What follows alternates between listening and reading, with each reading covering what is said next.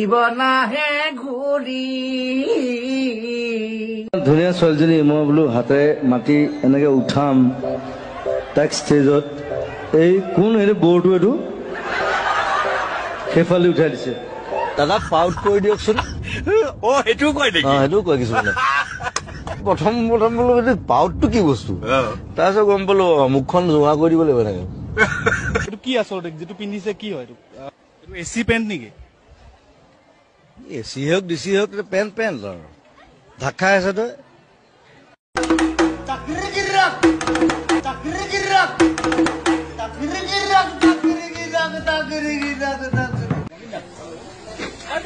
বাংলা ভাজি আছো চিৰি লম্বা ল'ৰা তুমি চচিয়া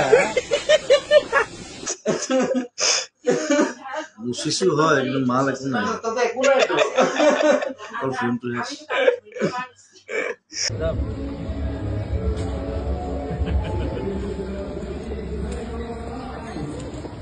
মই চাকৰি কৰা মানুহ নহয় মই চাকৰ নহয় মোৰ এটা মেচিৰ আছিলে চাকৰি কৰা মানে চাকৰ এইটো আৰু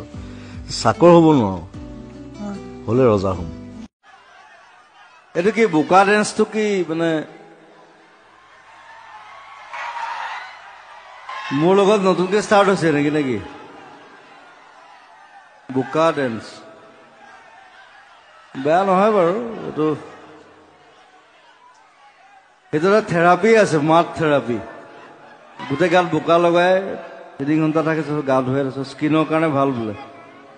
ভাল দিয়া তোমালোকৰ স্কিন ভাল হ'ব কাইলৈ মই আহিম মই বাগৰিম অলপ থেংক ইউ কাৰোবাৰ কেঞ্চাৰ কাৰোবাৰ ল'ৰা ছোৱালী পঢ়া খৰচ কাৰোবাৰ বানপানী উটি গ'ল ঘৰ দি থাকা 20,000 30,000 শেষ পইচা এতিয়া 20 টকা আছে তোমাৰ ওচৰত আছে নে 1000 টকা বোলে আছে বোলো হৈ যাব তেলটো ভৰাব পাৰিলেই হ'ল আৰু গধূলি কিবা এটা খাব পাৰিলেই হ'ল বাকী একো নালাগে আমাৰ সৈতে আছে জুবিন দা যি নাগৰিকত্ব সংশোধনী বিধেয়কখন গৈ নাগৰিকত্ব সংশোধনী আনি হোৱাৰ পাছতো আজি হাৰ মানি থকা নাই ওলাই আহিছে ঘৰৰ পৰা জুবিন দা কেব গুচি কে হ'ল ইয়াৰ পিছত কি হ'ব এতিয়া এইটো কেলা হ'ব কলিয়া তাক কলি বুলি মাতো তাই বম কলা হয় তাই মেকআপ কৰি বগা হয় এই মানে দাঁতকেইটা ওলাই থাকে এনেকে এতিয়া ঘৰত কোন কোন আছে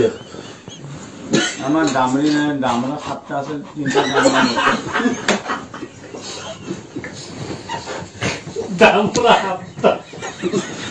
7টা सेल्फी ले ले ले ले ले ले ले ले ले सेल्फी थोड़ा थोड़ा ले टैक्सी गाड़ी लय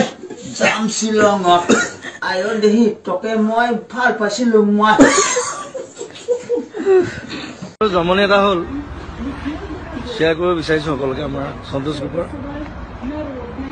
ইয়াত সকলোৱে জানে পোকৰ ধৰা চিষ্টেম নাই আমি য'ত আছিলো গাঁওখনত আছিলো আমি নিজনিৰ পৰা 1 ঘণ্টাৰ ৰাস্তা গাঁৱৰ ভিতৰত মানুহ নাই একেবাৰে কম 4টামান কটেজ আছে আমাৰ গাইডৰ এটা কটেজ আছে তাত ধুনীয়া তাত আমি থাকিলো খোৱা বোৱা লৈ যাওঁ ইয়াৰ পৰা তাতে খাওঁ আৰু মই কি কৰিলো পাকঘৰৰ পৰা মানে পোকৰ ধুবৰ কাৰণে গিলাচ এটা লৈ গলো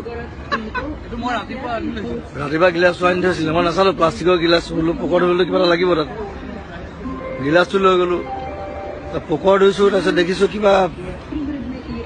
পোকৰ পৰা তেল ওলোৱা নিচিনা লাগিছে পোকৰ পৰা তেল ক'ৰ পৰা ওলাব পিছত গম পালো সেইটো আমাৰ শ্ৰমিকে মানে অমলেট বনাবৰ কাৰণে বাটাৰ আনি থৈছিলে গিলাচটোত বাটাৰ আছিলে মই নাজানো চব ৰাছিয়ালৈ আহি মানে প্ৰথমবাৰ বাটাৰেদি পোকৰ ধুইছো মই সেইটো এক্সপিৰিয়েঞ্চ মই কেতিয়াও নাপাওঁ সন্তোষ এক্সপিৰিয়েঞ্চ উইথ বাটাৰ পোকৰ